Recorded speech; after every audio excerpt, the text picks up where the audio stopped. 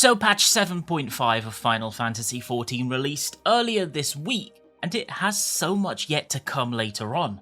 Beastmaster, Ultimate, and Occult Crescent to name a few. But honestly, what took me by surprise was just how much fun I've had playing the new patch so far. Despite releasing with what on first impressions seemed like a relative lack of content, the sheer number of quality of life enhancements, interesting elements added from the new encounters, and new rewards to be obtained from both new and old content that flesh out the customization of your character cannot be understated.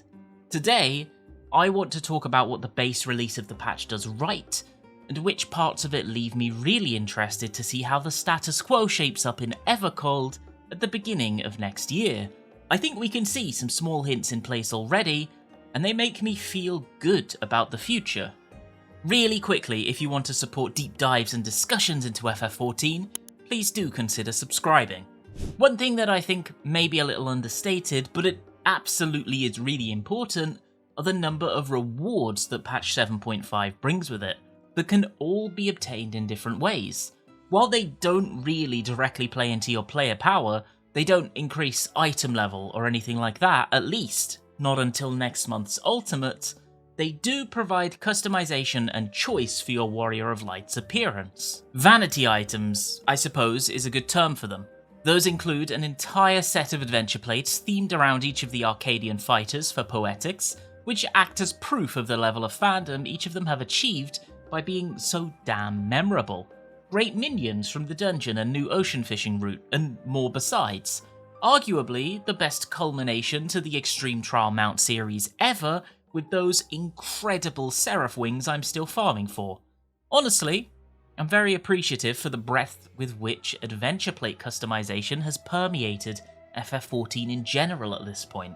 They fulfilled that promise to keep expanding it, and next expansion, with custom animations and the expanded character customization options, we can expect players to further differentiate their appearance and personality for their characters. It's exciting, and whilst we've had some issues in Dawntrail and before when it comes to rewards that directly play into item level and power, and I'm hoping to see those fixed in Evercold, vanity items are doing really well.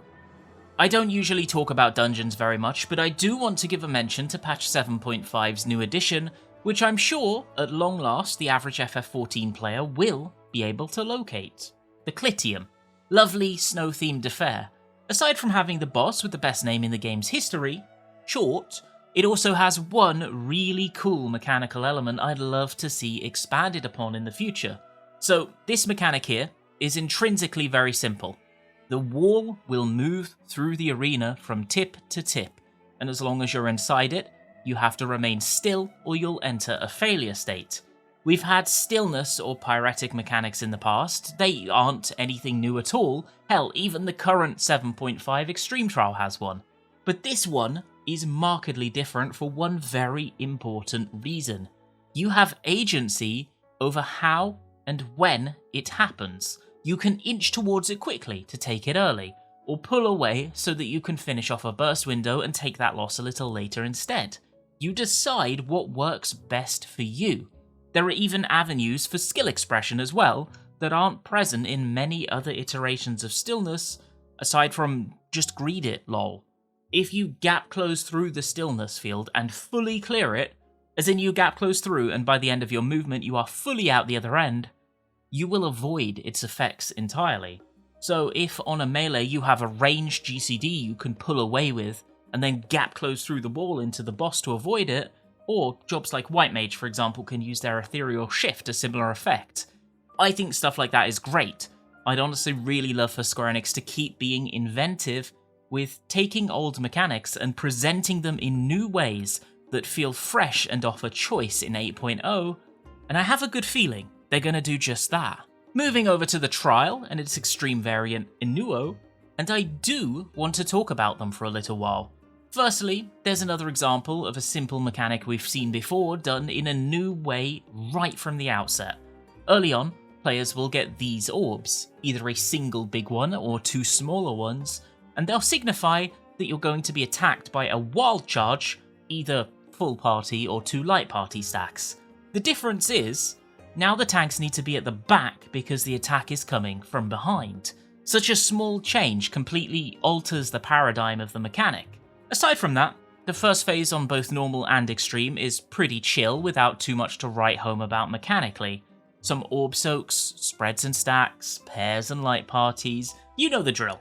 But the transition to ad phase almost halfway through is where my impression of Inuo changed, even as early as in normal mode. You're thrown into this void, and more than anything, what hits first of all is the immense sense of scale. You feel like you could just keep on running forever. A battle arena suddenly becomes something entirely unique and unsettling based on that factor alone. Ads spawn everywhere, creating a writhing mess for the party to cut down, and at the end of it all, a beacon of light generates, buffing your movement speed as you run to the end and eventually break through to escape. A really cinematic, unique little phase that has an utterly different feeling to anything else in the game.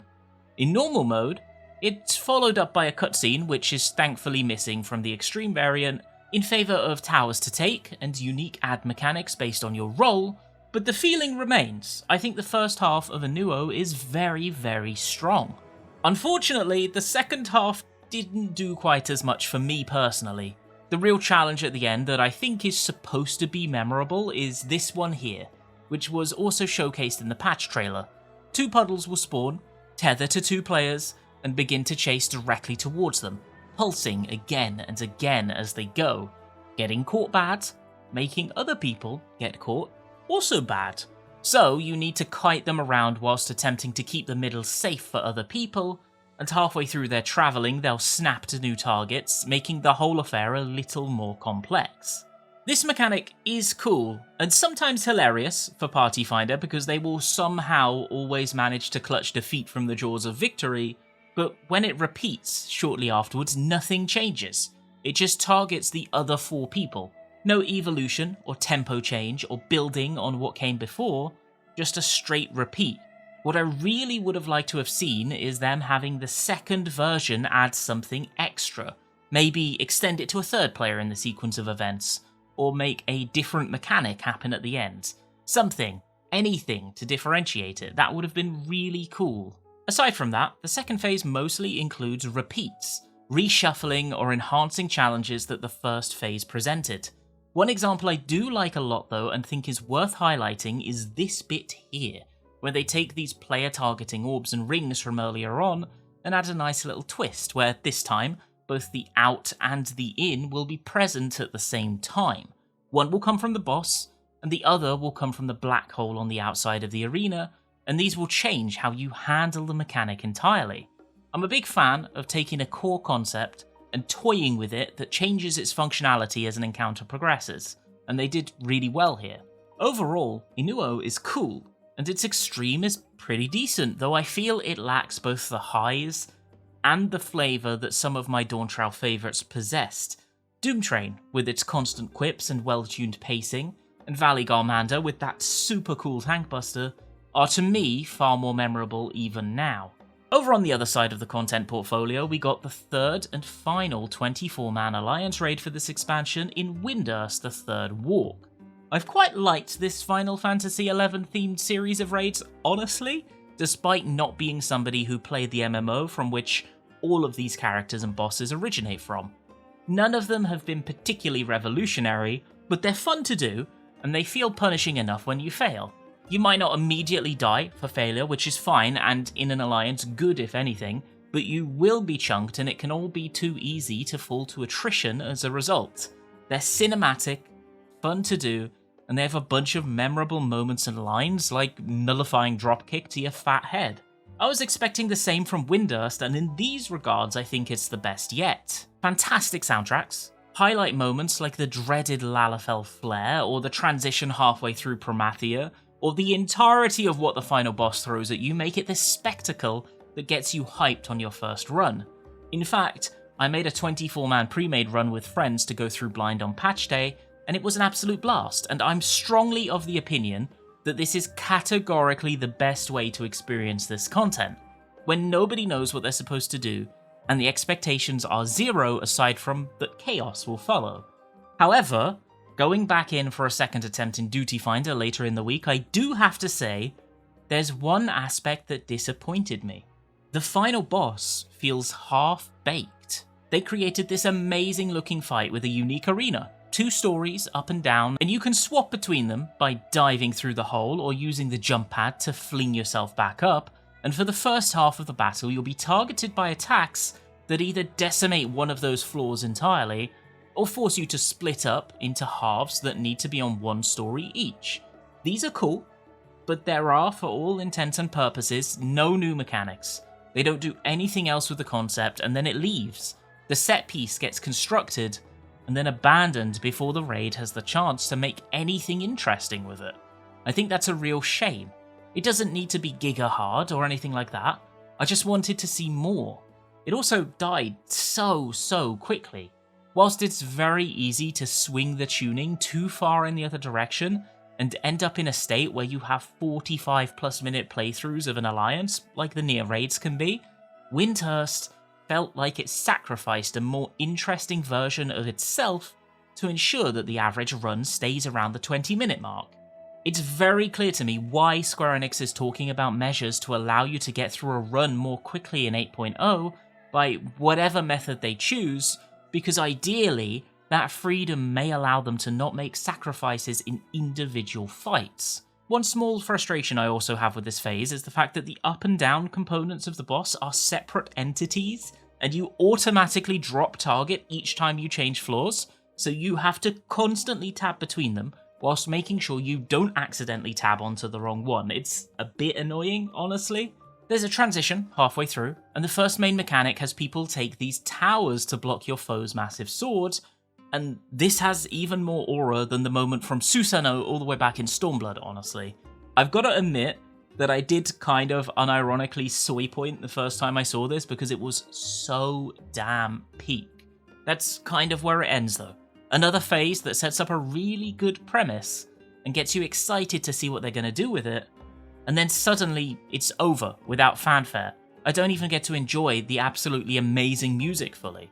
Basically, I liked what we got, but I really hope these unique elements find their way into future encounters so they can be played out in a bit more depth elsewhere, because I was left wanting. One thing you can see flashes of though is the clear direction Evercold raids are hoping to take.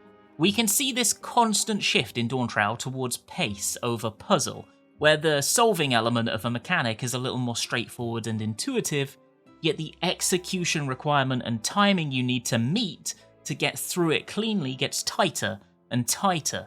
More moving elements, more visual cues, less debuff deciphering, more speed. Elements like the moving AoEs at the end of the Alliance and the stillness wall, as well as the speed of the rotating orbs in Inuo, are what I'm hoping we get to see expanded upon when the freedom of job kits are expanded alongside evolved mode. It makes me excited to see fights free from the structural requirements that raid buffs force them into. But more than all of that, the most important thing of all, I'm happy to see people excited about the game again. It's been a while since I felt that general discourse around FF14 was genuine, with an excitement for the future. I've been seeing more faces return to the game and eager to engage with content than I have in years, and it's making me want to log in more myself. Basically, I'm feeling good. And this week's update felt like another little stepping stone of fun on the way to Evercold in January.